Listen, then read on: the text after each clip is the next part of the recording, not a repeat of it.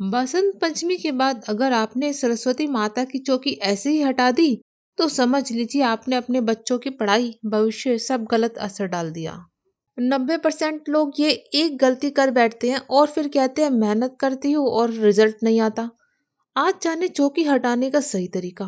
5 खतरनाक गलतियां और वो गुप्त उपाय जो किस्मत तक बदल देता है। और सबसे ज्यादा अपमान होता है माँ सरस्वती की पूजा की चौकी हटाने में। जाने 6 खतरनाक गलतियां। गलती 1, बिना प्रार्थना किए चौकी हटा देना। जैसे कोई आम लकड़ी हो उठा दी। गलती 2, मूर्ति को कूड़े में डाल देना। यह सबसे बड़ा पाप माना गया है। गलती 3, रात में विसर्जन करना। रात में देवी विसर्जन अशुभ माना जाता है। गलती 4, बच्चों से चौकी हटवाना। देवी की विदाई हमेशा बड़े करें। गलती 5, हंसी मजाक गुस्सा जल्दबाजी करते हुए हटाना। ये पूजा का अपमान बन जाता है। गलती 6, बार बार पैर लगना। पूजा सामग्री हटाते समय पैर लगना अशुभ है। अगर इनमें से कोई गलती हो जाए तो तुरंत उपाय करें। माँ से माफी मांगे, एक दीपक जलाए, मंत्र बोले ओम एम सरस्वती नमः 11 या 21 बार बोले शांत मन से। बस इतना करने से आपका दोष शांत हो जाएगा। चौकी हटाने की सही विधि। पहले चौकी की स्थापना करते वक्त जो भोग लगाया है वह भोग हम 5-10 मिनट के बाद उठा लेंगे और चौकी पूजा के अगले दिन सुबह या फिर उसी दिन शाम को सूर्य की अस्त होने से पहले चौकी हटाते समय पहले हाथ जोड़कर माता से क्षमा मांगी। हे माँ सरस्वती, पूजा में कोई भूल हुई हो तो क्षमा करें।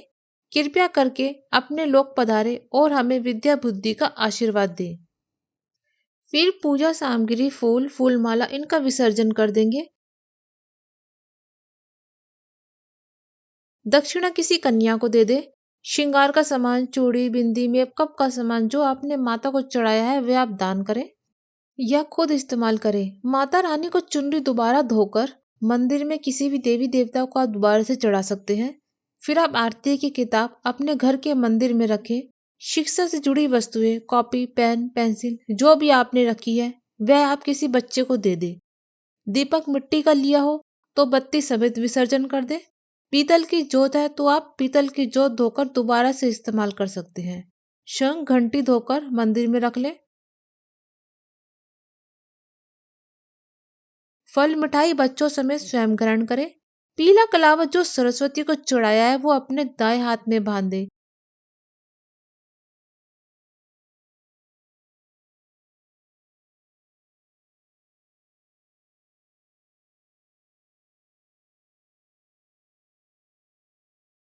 फिर कलश पर रखे नारियल को आप प्रसाद के रूप में सभी को बांटकर स्वयं ग्रहण करें।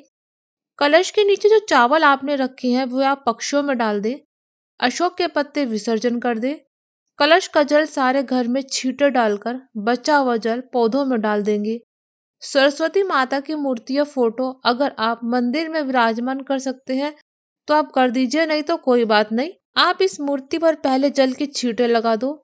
जल की छींटे लगाना भी एक विसर्जन का स्वरूप है। भाव रूप में जल की छींटे लगाने से एक विसर्जन हो जाएगा। फिर आप इस मूर्ति को सफेद या पीले कपड़े में लपेट कर रख सकते हैं। नेक्स्ट ईयर आप फिर से पूजा कर सकते हैं।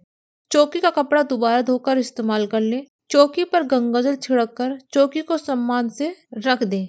अब एक उपाय जो बहुत कम लोग जानते हैं। चौकी हटाने से पहले एक साफ हल्दी की गांठ ले लो। सरस्वती के चरणों में 11 सेकंड रखें। फिर उसे पीले कपड़े में बांध ले। इसे बच्चों की किताबों वाले बैग या स्टडी टेबल में रख दे।